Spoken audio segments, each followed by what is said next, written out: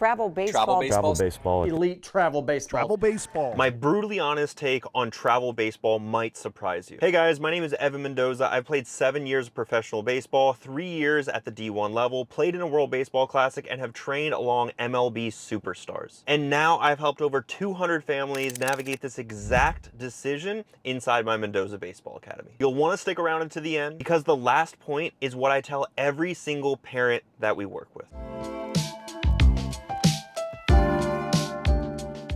And for those that are curious, I am starting a ride-along series where I'm being really raw, really just organic. That way you guys can get a little bit of an understanding about who I am, what I stand for, how I talk, things like that, making sure that you realize that I'm a real person.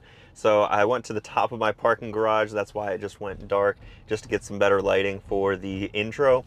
And now I'm going to be taking the like 5 U-turns to get out of the parking garage. It's not always the most fun thing in the world, but and those are who are curious. I live in West Palm Beach, Florida. But let's talk about travel baseball because that's why you're here. You're not probably curious about where I live and what kind of car I drive and things like that. But travel baseball, first off, I want to run down my experience in travel baseball. So for those that are wondering, I started travel baseball when I was around 10 or 11 years old. I remember this decision vividly because Little League Baseball just wasn't competitive enough for me at my level. And yes, at my level. I was 9, 10, 11 years old when I started to really take the game of baseball seriously. And I didn't like how at the Little League level, they didn't take it serious. It was just a bunch of kids going out there to have fun. I did not like that lack of competitiveness. And that's probably the exact reason that, you know, families decide to go the travel ball route.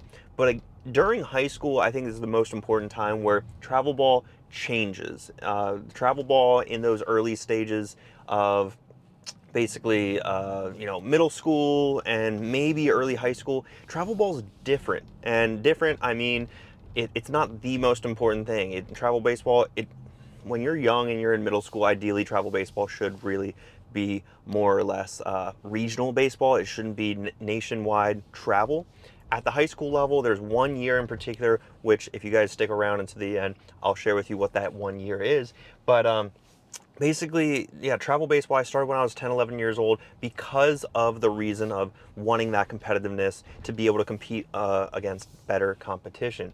And that's where, again, very regional. It was maybe the most travel that we had to do. We lived in a baseball town, Sarasota, Florida. The most that we had to travel was maybe 2 hours. I grew up in Sarasota, Florida. Been basically a Florida guy majority of my life. I was born in Baltimore, Maryland, but we didn't have to travel too much. And of course, those northeastern states, the ones that get snow, winter ball, it's going to be a lot harder to play winter ball when it's snowing out. But of course, that's another topic for another video. So yeah, so as far as really travel baseball, guys, it's not always sunshine and rainbows. There's going to be a point in time in high school where these travel ball organizations want to win. And is that the worst thing for your son? Absolutely not, because that starts to make him into this mindset of, okay, well, I can't just play just because I want to play. I actually have to be good, and that's going to give me the opportunity to play on, you know, a nationally ranked team or the showcase team or whatever you guys, you know, call it today. There were A teams and B teams back in my day when I played travel baseball as well. I played on a nationally ranked team. It was FTB. There were only 2 teams back then, so don't come after me in the comments saying that FTB has a million teams. Back then, it was the early stages where, honestly, the A team and the B team, we were both nationally ranked. We were both really, really good with everything that we had going on. So I split time between the B team and the A team. I'd say half of the summer I was with the B team. It was FTB Louisville Slugger that year. And then the A team was FTB Chandler. And basically that was the sponsor for that year. I think before that it was FTB Mizuno for the OGs out there. If you know, you know. But less about me. Let's talk about travel baseball and my opinions on what it looks like in today's landscape. Because today's travel ball landscape, it is crazy. There are so many evaluation events. There are so many showcases. There's so many all tournament teams. There's so many All-American games, there's Perfect Game All-American games, there's Baseball Factory All-American games, there's all of this noise, right? There's so much noise out there in today's travel baseball landscape because you don't know which one's the real, All-American games, if there really is a real one, right? It's not like, and this is something that I had to start to conceptualize as well when I went through college baseball. I'll never forget it. We would have a weekend series during, conference play. So NC State is where I played my D1 baseball, and every weekend we would usually play against other ACC teams, which means if we're facing off against Florida State, and Florida State is ranked like third in the nation, and we sweep them, and let's say we're ranked 18th in the nation, we're probably going to jump a few spots to maybe like 12th in the nation or 9th in the nation because we just swept a top 3 team, right? So one thing that I would always look forward to is when we were on a shuttle to take us from basically our apartment complex to the to our campus at NC State. We had off-campus housing, and that's where all the baseball players lived. But basically, we had a shuttle that took the entire campus to class, basically. I remember being on my phones, and I was on Twitter back then. I'm not so much on Twitter anymore, but I would always refresh like Baseball America, USA Today, Perfect Game, if I haven't already said that one. D1 Baseball was growing back then in those stages as well. And all of them had beat writers or national writers, right, that covered college baseball. So think of these guys, and no disrespect to them by any means. Like, I think what they do is great, and they take their job incredibly seriously. But you're basically hinging these national rankings on one person's decision. Maybe it's a group or a board that decides these rankings in college baseball. But back to my point, the All-American games, right? Perfect Game All-American games, Baseball America All-American games. There PBR All-American. Are you an All-American if you hit one of them or all of them? Like, what truly defines that? That's what gets so confusing in today's landscape of travel baseball, showcase baseball, which teams you have to be on. And that's where I'm going to be honest with you guys, a lot of travel baseball nowadays has turned into this like hierarchy. Kind of like what I mentioned with FTB in those really, really early stages. There's going to be an A team, but there's going to be a B team, and then there's going to be basically these funneling teams that go all the way at the bottom to more or less like a state or a region. Think like this, let's just say travel ball team A, but they have a region of the Southeast, and then they have a region for Texas, and then they have a region for the West Coast, and then they have the region for the Northeast, right? All these teams are going to try grabbing the best players in that region, but there might be only one that actually funnels up to that A, B, or C team, right? And these are the more nationally ranked teams. These are going to be where they want to produce the best baseball players because that makes their program look the best. It does make sense looking at it from that lens because now I'm able to look at it from that lens. When I was a player, I didn't really conceptualize the understanding of the, almost in a way, a funnel, because they're trying to funnel in the best players of certain regions up to that, showcase team or to that nationally ranked team. So these are some of my thoughts about travel baseball in today's age. Is it necessarily worth it? And this is something that I mentioned with you guys earlier, is what are the years that you're supposed to be doing travel baseball? Is there a best time to do it? When do you get your best bang for your buck? And again, speaking from my experience, I didn't do a high level of nationally traveling, travel ball. When I was a freshman in high school, I barely did travel ball. Sophomore year, I focused more or less on development.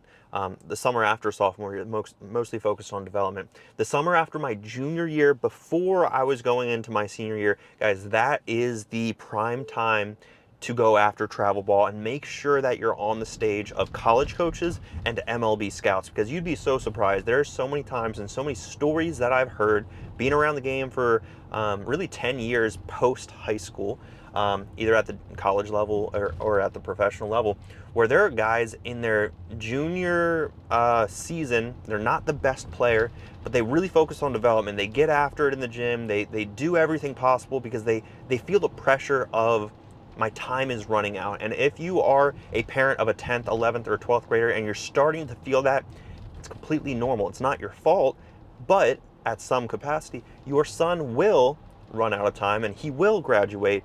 And is he going to necessarily have that, scholarship to play baseball at the next level? Time will tell, right? But there's so many of these stories that I was starting to mention at when players are turning into the best versions of themselves. They are developing rapidly, and everybody's player development curve will look differently, right? Not every player is going to develop at the same speed. For example, I didn't hit my first big field home run until my sophomore year of college. So that definitely took me some time.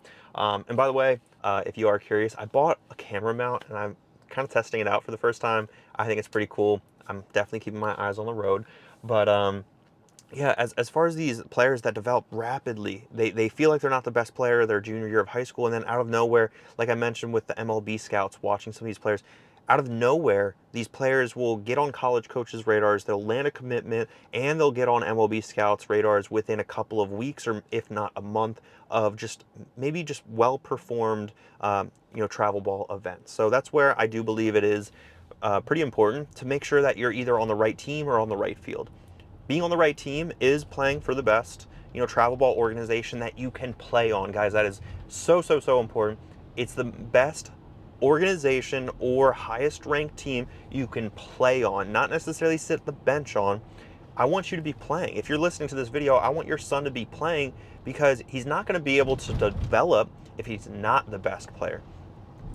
With the caveat of course, if your son's not playing right now and he's not on the best team, and he's not working hard and he's not pushing himself to be the best version of himself, who's going to do that for him, right? You can't do that for him as the parent. His coaches can't do that for him. His high school coaches, his travel ball coaches aren't the one to blame. The only person really to blame is the player, and that's for the player to realize. Like, yes, I want you to send this video over to your son. And by the way, if you are a parent listening to this video right now and you see any value in what I'm saying or what I'm sharing with you guys, feel free to comment any questions you have down below on this video here on YouTube. I'm going to try my very best to make sure that all comments are being read and, thoroughly discussed your guys' point of view, because you guys are the parents. I do not have a kid. It looks like my camera keeps wobbling a little bit, so noted. But yeah, definitely comment down below any questions that you have as far as the recruiting process or anything like that, because that's something where I want to be able to guide you guys and assist in any way possible. But back to my point though, like travel baseball, there's going to be a point in time where it's really important to play. And if your son's not playing, that's the reality check he needs, right? If he's not playing at a travel ball team or on a travel ball team, what gives you guys the impression that he's going to be able to compete at a college and actually start? Because once you get to college, guess what? Newsflash. It's not about who's buddy with the coach or this or that or anything like that. It all comes down to making sure that you have the possibility to win baseball games. And if you can't win baseball games, what in the world are you doing, right? At the college level. And that's where college coaches, if you have been following college baseball and the head coaching carousel that happens every single year, college coaching and the whole program, they quite literally shuffle out different coaches every year. Yes, the LSUs, the Arkansas, they're going to have consistent coaching. The higher end programs, the D1 programs, NC State, Elliott Avent's been at NC State for like 20-ish years or something like that, give or take, probably more if I had to guess. Those are well-established programs. Maybe the mid-tiers, that's where everyone's going to be shuffling up. So the reason for that is because they haven't been winning enough, guys. Winning is the reason why coaches ultimately will get fired. And if you don't believe that, start following which coach is at which university year after year, and I promise you'll start to realize how much shifting of the landscape there truly is. So just keep that in mind. Winning is really important. So when your son's not playing on a travel ball organization, or it's a really big tournament or a big game and your son's not playing, these are the things that I want you to be able to realize. Hey, if he's not playing right now, is he going to be able to play at the college level? And speaking completely transparently with you guys and being brutally honest, I was not good enough to play on my travel ball organization as a position player. I had Nick Gordon play shortstop.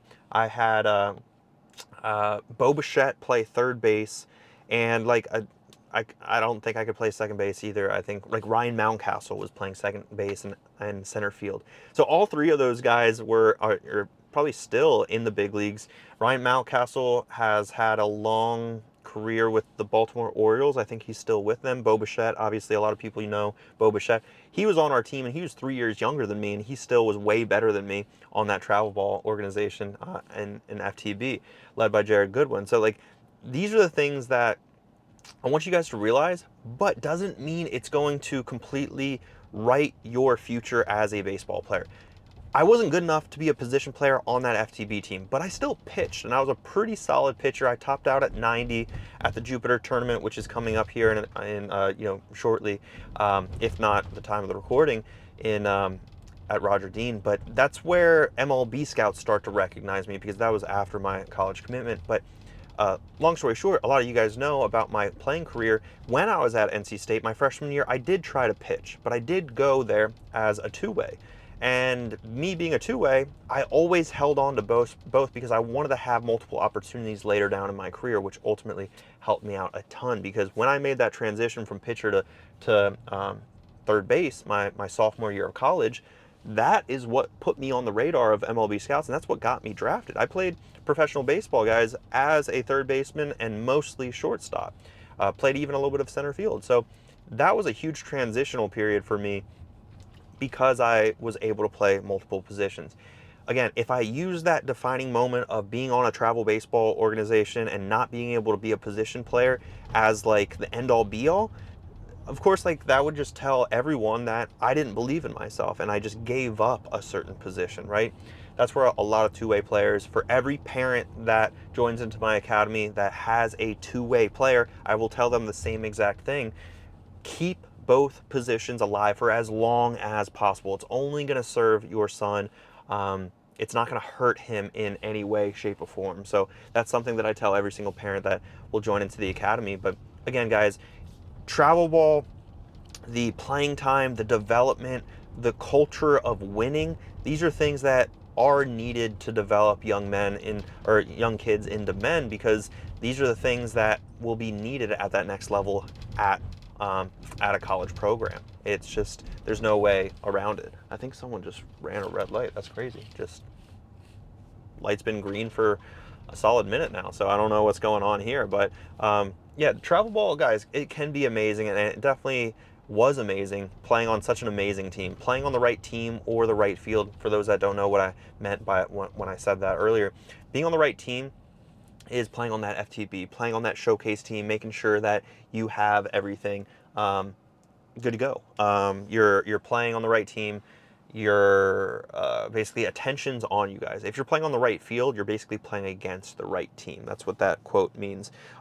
It's not necessarily where you play as far as a travel ball organization. It matters more or less how you develop, or how your son develops in the opportunities that he is given. So and all this like idea of the expensive exposure, guys, it's not a dollar amount that is going to help your son get committed. It's his internal thoughts about who he is and what he's capable of, and his self-belief. Guys, I can't stress this enough. Like, again, I didn't play a position for my FTB team. I wasn't good enough. I believed in myself still where I got to my college program, and I believed in myself still then as a freshman who barely even got playing time on the mound. I did get playing time because I was like the Saturday starter. For those that don't know, that means I earned my spot as the number 2 starter in the pitching rotation. I was a starting pitcher my freshman year in the ACC, and everything just went terrible. My arm started giving me issues. I had like an 8 ERA for the year. It just wasn't a good year for me. But you have to have that self-belief. You have to build these habits internally. The work ethic has to be there, of course, if you're trying to play a D1 sport, in any sport.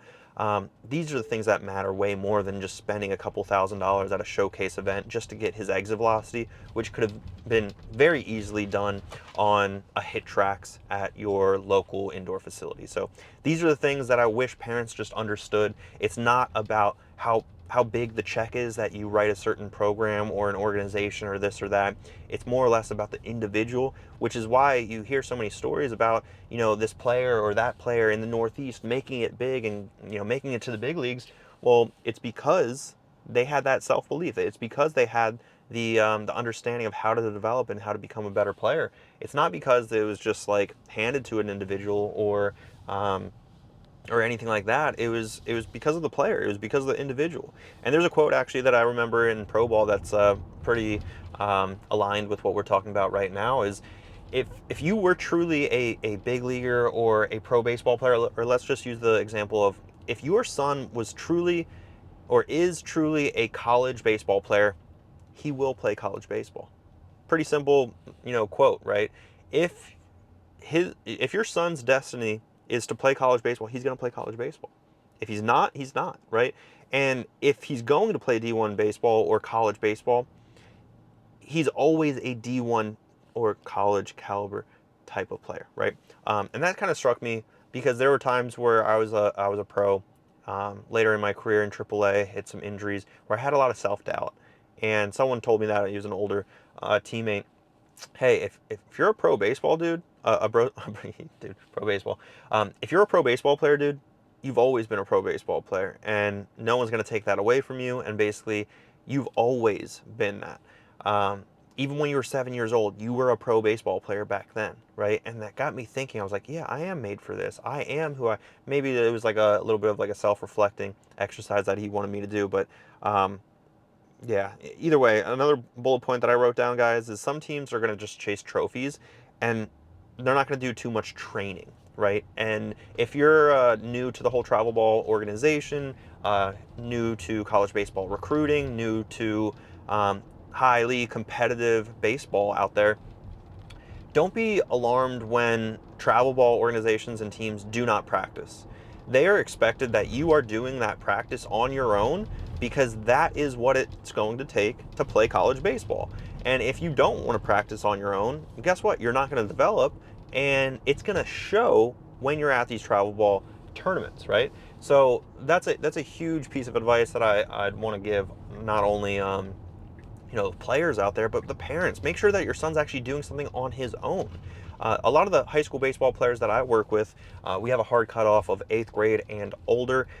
They need to be taking that initiative to doing that work on them or by themselves, because if they don't do it on them by themselves, who's going to do it for them? And it's not like the students that I work with need to be taught how to hold a bat for the first time. That's elementary in my opinion. That's why I don't work with those younger individuals. So you got to be doing stuff on your own, guys. And if you're not, you're going to be truly just falling behind the rest of the competition. So also, this was a good one. This was something that I heard. It was actually not baseball related, but don't mistake busy for productive, right? Really, really powerful quote, right? Because a lot of these times we want to just get busy, busy, busy, but we're not using that time that we're busy to being as productive as possible with what we could be using in that time. For example, when I was in high school, I went to the gym twice a day. I did 2-a-days. It's, in my opinion, not super, uncommon to do this. But either way, I did 2-a-days. None of my friends really did it. None of my teammates really did it. I took that initiative by myself because I wanted to get better. It was as simple as that. And there were times where I felt like I was going to the local YMCA and I was just doing stuff just to do stuff. I was sweating at the end, and that made my parents feel like I was working really, really hard. But at the end of the day, I was just busy. I wasn't using the knowledge that, of course, I have now on what I should be doing in the gym to better myself as a baseball player. Using rotational exercises, making sure that my core is going to stay strong, making sure that my explosiveness is going to be there, and that's something that I'm training and measuring to see that growth, right? These are all the things that I've started to learn over the years because I've been able to play professional baseball. I played D1 baseball as well.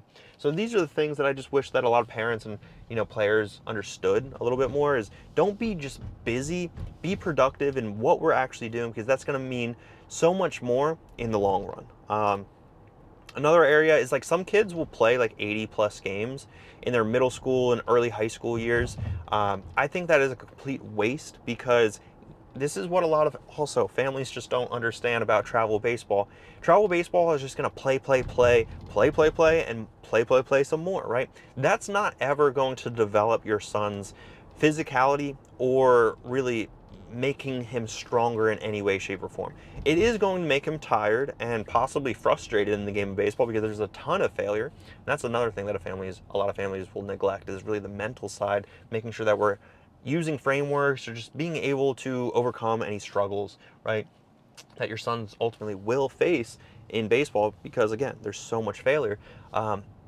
Your son's never putting away time to physically develop. And that's where, in my honest opinion, if there's a time to go into the travel ball circuit and play for a nationally recognizable team, it's in between your junior and senior year. Yes, if you have the resources to spend like crazy in between sophomore and junior year, you can do that too. If you want to do it in between freshman and sophomore year, yes, you can do that too. I'm not saying you can't do this. I also wish you guys listening to this realize I'm a human being by now in this video. But the idea of "and" is just really, really powerful for me, because I think everyone in this world, it seems like nowadays, is trying to be as split as possible. It's either black or white. It's either this or that, right? And I just want people to understand that there's no one way to land a D1 scholarship. There's no one way to throw harder. There's no one way to bulk up, right? So it's not this or that. Sometimes it's just a simple "and," right? So I think, like, yes, your son can play on the travel ball circuit in a summer before his junior year, in between his sophomore year and junior year. Yes, he can do that, and he can develop his skills. He goes to the gym during the week when there aren't games. He's able to physically get bigger, stronger, and faster. Yes, you can do all of that and play in travel ball tournaments, without a doubt. So these are just the things that I'm thinking about on this little ride along episode. Let's talk about real quick, actually, if you guys are interested in working one-on-one with me inside my Mendoza Baseball Academy. Again, I typically work with like 10th, 11th, and 12th graders, but my hard cutoff is 8th grade and above. Your son has to be currently in 8th grade or above to work with me. Go down below in the description to learn a little bit more about my program. It's called the Triple Play, where I focus on the physical, mental, and recruiting. So go ahead and do that right now if you're interested, at the very least, about who I am, what my program's all about, and that way we can move the needle forward if that's something that you guys are interested in doing. All right, we just got back to the parking garage, so I'm going to be wrapping this up here shortly, but what I want you guys to also understand is the goal isn't just going to be playing in more games. That's never going to be helpful to play at the next level. If you look at a D1 athlete, typically around like 185 is their typical weight. Around 6 foot is a typical height. You have to be athletic to be able to play baseball at the next level. It's as simple as that, right? And if we're never focusing on that, we're never going to get bigger, faster, and stronger. So that's just an area that I want you guys to be able to recognize, that if your son never hits the gym and he's never on a structured program, he's going to have a tough time with, getting bigger and stronger and faster. Or he's going to be like me, where, yes, there's more than one way to get to the D1 scholarship, right? But he might be confusing busy with productive. And that's something that I look back at my career, look back at my time at that YMCA that I spent way too much time at, developing my skills and getting bigger, stronger, and faster. But I wasn't productively using my time to get bigger, faster, and stronger. Let's just use this example. It would take me 2 hours to get bigger, stronger, faster. But if I know what I know now, it would only take me 1 hour, because I'd be working on the right things that actually directly translate to baseball. Let's see any other notes that I have written down. Yeah, like I said, guys, travel baseball, it's not good or bad. It's really how we use it to our advantage, because of course, travel baseball, we want to get seen by as many people and as many college coaches as possible. That's only going to make our lives easier in the whole college baseball recruiting process. So I don't want you guys to think like you have to do it, or you don't have to do it, right? There's no laws written that there's one way to get a D1 scholarship. Yes, I always thought, how can I put myself in rooms of people or teams of people or events where I gave myself the highest likelihood to succeed? I remember thinking to myself, okay, wow, FTB has a really good organization. It seems like year after year after year after year, 80% of their guys go on to play college baseball. Okay, so I want to be on that team because I want to ultimately play college baseball. It's turns into like a math game, right? And then when you start thinking like that, okay, only 7% of high school baseball players play in college. I thought it was higher than that. Shouldn't it be higher than that? No, it's not. It's just that I've always surrounded myself in rooms of people or teammates of people like FTB where I was like, okay, I feel very strongly that I'm going to play D1 baseball, and that's just part of my path, right? Let's see what else we got. Um, don't get stuck with the hype style players, especially at the showcase events, the All American games, all the gear that's given.